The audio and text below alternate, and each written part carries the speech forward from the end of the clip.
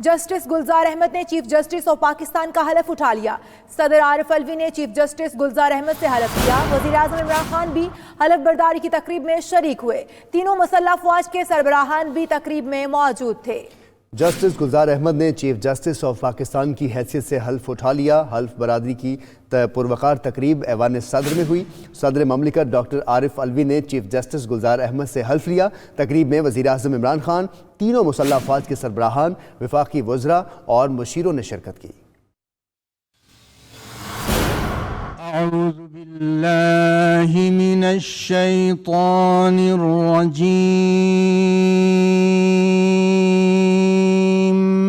बिस्मिल्लाहिर रहमानिर Rahim.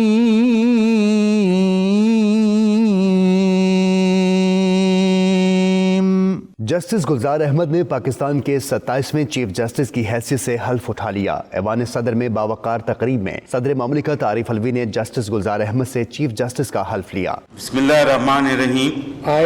I, Justice Gulzar Ahmad, do solemnly swear that I will bear true faith and allegiance to Pakistan, true faith and allegiance to Pakistan, that as Chief Justice of Pakistan, I will discharge my duties and perform my functions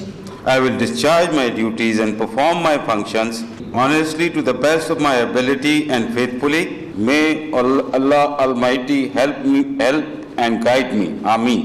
तकरीब हल्फ बर्दारी में वज़ीर-ए-आज़म Imran Khan, army chief general Qamar Javed Bajwa समेत तीनों मुसल्लह अफवाज के सरबराहान ने शिरकत की। Chairman senate Sadiq Sanjrani, speaker कौमी असम्बली असद कैसर, वफाकी वज़रा और मशीर भी तकरीब में मौजूद थे। तकरीब में आला अदलिया के जजेस, वकीला, रहनुमा और सियासी शख्सियात ने भी शिरकत की। जस्टिस गुलजार अहमद 1 फरवरी 2022 तक बतौर चीफ जस्टिस ऑफ पाकिस्तान अपनी खिदमात सर अंजाम देंगे।